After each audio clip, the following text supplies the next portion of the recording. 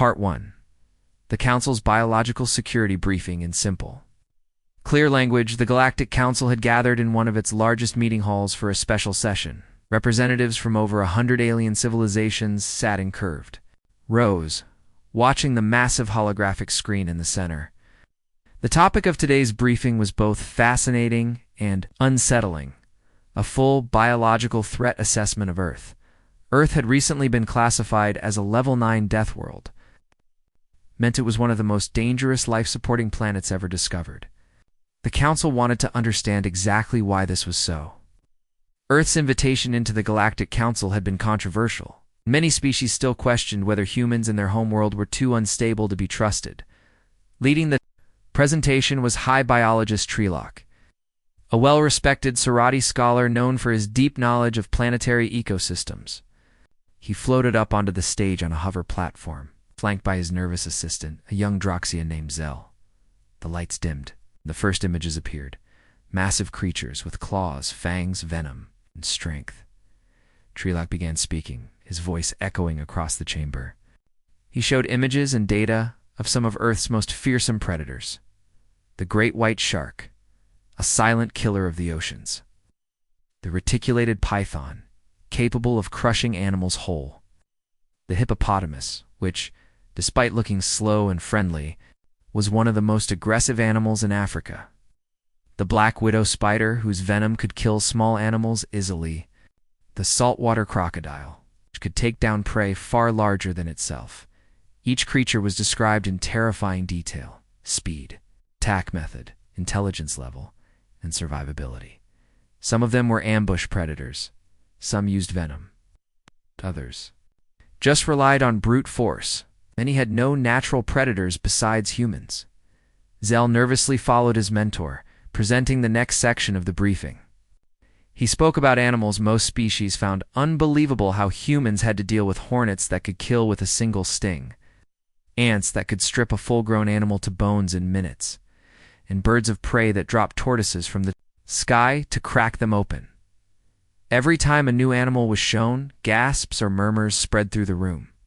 Some of the delegates looked disturbed. Few looked fascinated. Most just looked horrified. As the briefing went on, it became clear that Earth wasn't just home to one or two dangerous species. It was packed with lethal life forms. Every continent had something deadly. Even the planet's weather and climate were hostile. Lightning storms, volcanic eruptions, earthquakes, hurricanes, and freezing temperatures. Earth had it all. Trelock concluded his speech with a dramatic statement: these predators, if accidentally released on another planet, could cause massive destruction. Earth's biosphere is a masterclass in survival-based violence. It is no mystery why humans evolved the way they did. The crowd nodded in agreement. The data was overwhelming. It was clear that the danger Earth posed came not just from its environment, but from the millions of years of competition and survival that had shaped its living creatures. But in the back row of the council chamber sat someone who had not spoken at all: Lieutenant Commander Rourke, a representative from Earth's Planetary Defense Corps. He watched the entire presentation in silence, arms folded, expression unreadable, as Trelock stepped back and Zell began. To wrap up the presentation, Rourke slowly raised his hand. The action itself was simple, but the effect was immediate. The hall went quiet. The assistant stopped speaking. All eyes turned to the human. His voice was calm but firm. "Have one," Rourke said. The sentence was short, but it sent a ripple through the room. Trelock looked confused. "I'm sorry, have what?" The human stood up, not threatening, just present. Still calm. "Still serious?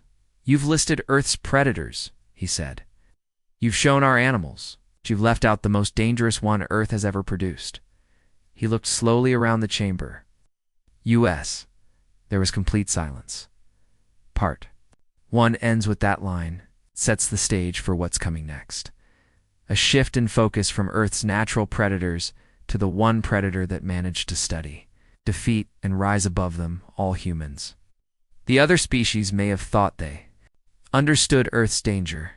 They were about to realize they had missed the most important, most terrifying part of the story.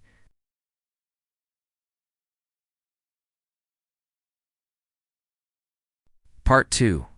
I have one, written in simple and easy-to-understand language, after the long, dramatic presentation about Earth's dangerous animals. Lieutenant Commander Rourke stood up from the back of the Galactic Council chamber. The room fell silent. His voice wasn't loud, but it cut through the air clearly. I have one. Confused, High Biologist Trelac turned toward him and asked, I'm sorry. Rourke calmly walked toward the center of the chamber and explained, You listed the predators of Earth are venomous, the strong, the fast. But you missed the most dangerous creature ever to come from our planet. He paused. Us humans, asterisk. This shocked everyone. Most alien species in the room had never considered humans themselves as part of Earth's predator list. They had assumed the presentation was complete. But now, they realized they had only heard half the story. Rourke continued walking as he spoke. He wasn't angry. He wasn't trying to scare anyone. He was just stating facts. Quietly, clearly, and powerfully, he told the council that humans were the ones who hunted all those deadly animals. They didn't just survive the world's predators, they studied them, and learned from them, and eventually controlled or eliminated them. He gave examples. Humans created antivenom to survive bites from the most poisonous creatures they developed. Guns and tools that made them more powerful than any beast. They built traps, armor, and vehicles that allowed them to move through dangerous territory safely. While most predators on Earth only used one method like strength, speed or venom, humans used intelligence. And that made them unstoppable. Rourke pressed a button on his wrist device. A new series of holograms appeared above the center table. A person in a radiation suit, calmly walking through the ruins of a nuclear meltdown zone. A firefighter standing in the middle of a burning forest. A soldier marching through freezing snow, half covered in frostbite, still moving forward. These weren't images of animals. These were humans choosing to walk into places where death itself lived. Rourke looked around and said, You spoke of predators, but we studied them, fought them, beat them, caged them, sometimes even trained them. Then came a new set of images. A diver swimming alongside a tiger shark, gently guiding it. A man riding a horse at high speed, an animal once feared by early humans. Soldiers in camouflage, working together like a pack of wolves, but far more coordinated. Rourke's voice remained calm but firm. You call those other animals deadly? We tamed most of them.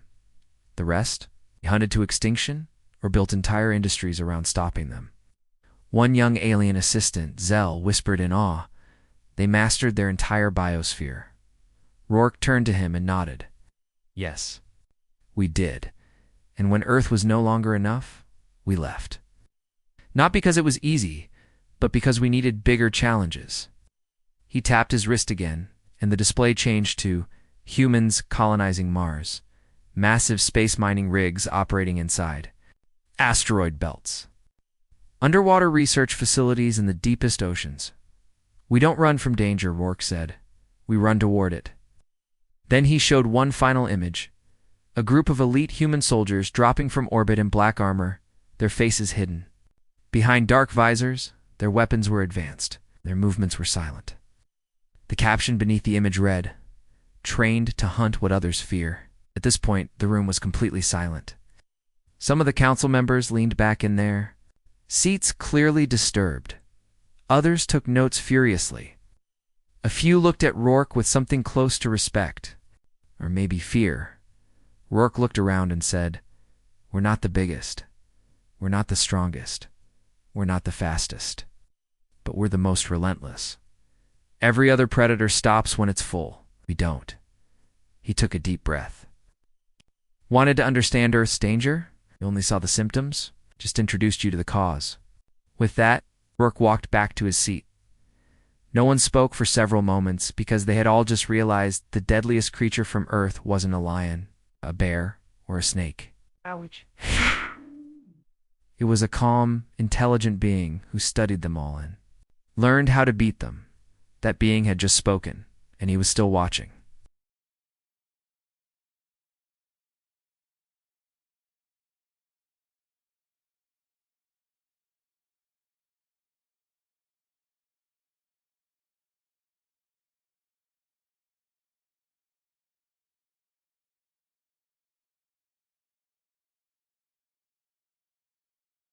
Part 3. Predator of Predators, in simple and clear language. After Rourke's calm but powerful declaration that humans were the deadliest creature Earth had ever produced, the entire council chamber remained in stunned silence. Then, slowly, new holograms began to appear above the central displays, time from Rourke's own presentation. They weren't just statistics or textbook images. These were real photos and footage of humans in situations that most alien species would consider suicidal. First came an image of a man holding the severed head of a saltwater crocodile.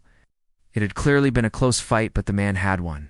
Next, a diver calmly swimming next to a tiger shark, not trapped or hunted the shark, was swimming beside the human as if they were friends. In another image, a human was boxing with a kangaroo, laughing, while the kangaroo seemed almost playful. It was strange, even disturbing to the alien delegates. This was not how prey acted. This was not even how predators acted. This was something new, something dominant. Rourke spoke slowly as he walked across the chamber. His words were simple, but the meaning was heavy. You showed animals that are fast, so we made guns. You showed venom, so we made antivenoms. You showed strength, so we built machines. He paused and looked across the crowd of diplomats and scientists, and then we studied them, learned how they hunted, how they survived, and we used that knowledge not just to protect ourselves, but to become more effective.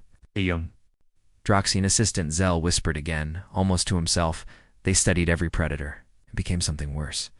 Rourke nodded, catching the whisper. He went on to explain that humans weren't satisfied with just surviving. They wanted to understand, dominate, and master every environment they lived in, and when. Earth wasn't challenging enough anymore. They left, they built ships, they colonized space, they set foot on planets that had no breathable atmosphere. They dug into moons filled with radiation. They set up underwater colonies in pitch black, freezing oceans. Then Rourke tapped his wrist again. A new series of images appeared. A team of scientists walking through an active volcano. Miners extracting metal from a toxic asteroid.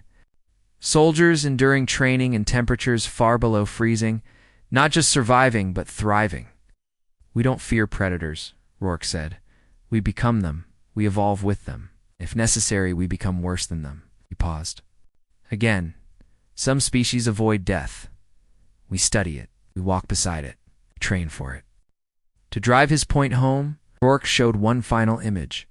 A group of elite human operatives in black adaptive armor descending silently from orbit. Their faces were hidden. Their suits gave off no heat. They carried weapons designed not just for killing but for vanishing without a trace after the job was done. There was a caption beneath the image. Written in English, "Death does not hunt us. We hunt it." The chamber grew colder, even though the temperature hadn't changed. The aliens weren't afraid of the humans' strength or weapons. They were afraid of their mindset. Rourke turned back to the crowd. You wanted to see predators? We studied them, hunted them, learned from them. And then we made something worse than all of them combined. His tone wasn't threatening. It wasn't even boastful. He was stating facts, and that made it scarier, the council members realized. Something crucial in that moment. Humans weren't just dangerous because of Earth. They were dangerous in spite of it. They had taken everything their violent planet, threw at them storms, predators, poisons. Disasters, and turned it into fuel for their evolution. Most predators on other planets survived by instinct. Humans survived by choice. And now they weren't just surviving, they were leading. Counselor Guvex of the insectoid Zalari species finally broke the silence. Her voice was shaky. Are you saying humans are more dangerous than their entire ecosystem? Rourke didn't smile. He simply replied, I'm not saying it, I'm proving it. In Part 3, the focus shifts from animals and the natural world to human nature itself, and how it has transformed humans into the most adaptable, intelligent, and relentless predator ever known. The other species in the Galactic Council came to learn about Earth's wild animals. Instead, they were introduced to something far more terrifying.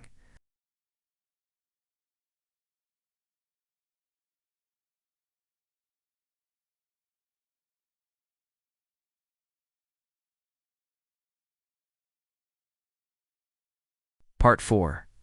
Council Reactions and Unspoken Truths in Clear and Simple Language. After Lieutenant Commander Rourke's shocking presentation, the Galactic Council chamber was thick with silence. The atmosphere had shifted. What started as a scientific discussion about Earth's wildlife had turned into something much more serious. Warning.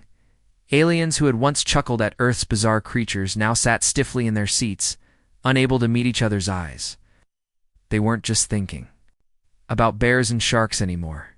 They were thinking about humans, what they had survived, what they had become, what it meant for the galaxy.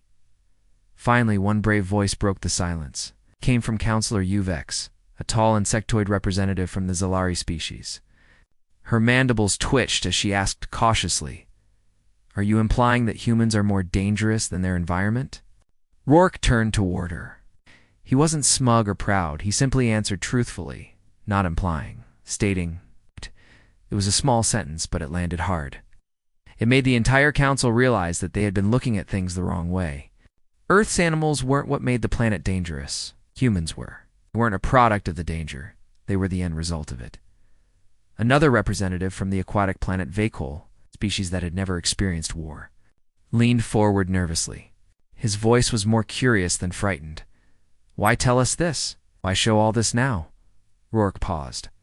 His answer was calm and serious, "Because you need to understand something. Everyone in this room thinks Earth is dangerous because of its creatures. But if one day something dangerous gets off Earth, if a trained human soldier or scout ends up on your world, and you don't know what they're capable of, you won't get a second chance." The message was clear. The galaxy's greatest threat might not be in cages, jungles, or oceans. It might be walking around in uniform. Quiet and smiling. That's when the Draxian assistant Zell, who had helped present Earth's animal data earlier, spoke up again. His voice was soft, shaky, but sincere. "Do humans still hunt?" The question hung in the air. Some species hunted only for food. Others had banned it. Too many. The idea of hunting was outdated, barbaric even. Rourke turned his head slowly and looked at Zell. "We've evolved past that," he said. "Mostly." That single word mostly made several council members shift in their seats. "But our instincts," he continued, "they're still there. We don't need to chase animals anymore. So we found new challenges." Then Rourke tapped his wrist device again. This time a single haunting image appeared. A massive black monolith in the center of a peaceful Earth memorial. On it were thousands of names. Soldiers, scientists, explorers, all people who had pushed beyond the limits of life and death. Above their names, a single phrase. "We are the apex of fear, the predator of predators." The image said everything that words could not. Rourke looked around the room and spoke with quiet finality. "We're not dangerous because we want to be. We're dangerous because we had no other choice." He didn't smile. He didn't raise his voice. He didn't threaten. He just let the truth settle, and it did. Deeply, no one argued. No one questioned it, because deep down, he believed him. And that belief was more powerful than any weapon. In the final moments of Part 4, the Council is no longer thinking about regulations, treaties, or animal reports. They're thinking about how much they misunderstood Earth and how lucky they were that humans came as diplomats, not conquerors. Even though Rourke had not raised a weapon or made a threat, many in the room felt like a war had just been declared. A war of understanding.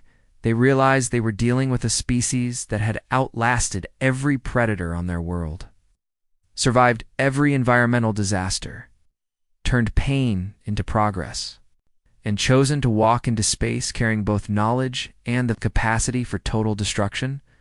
Rourke had not spoken in anger, but the message was clear. If you think a lion is dangerous, wait until you see what it fears, and that the Council would never forget.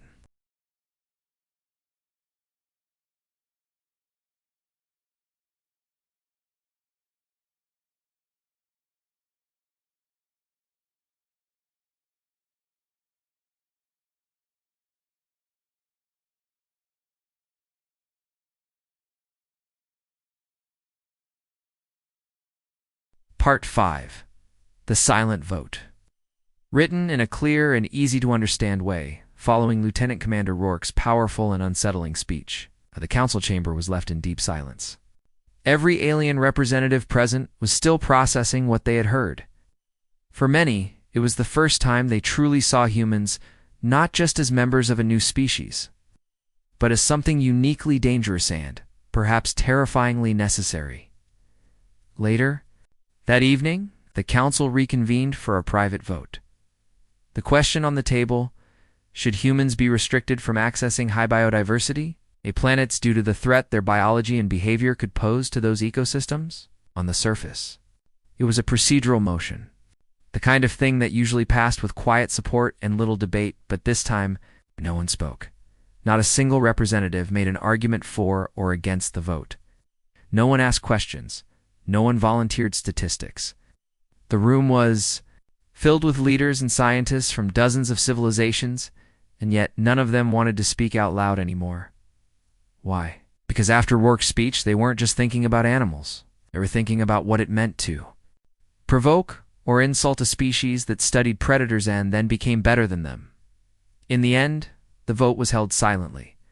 One by one, species cast their decisions through private, digital channels. The motion failed. That meant humans would not be banned from sensitive planets. They would retain their full rights as members of the Galactic Council. But the reason the motion failed had little to do with politics or fairness. It failed because fear had entered the room. Too many council members were afraid that saying no to humans might be remembered. It's not officially, not on record, but remembered by the humans themselves, even if humans didn't retaliate.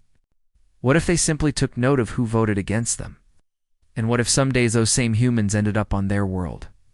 In uniform, that kind of unspoken fear spread faster than any virus.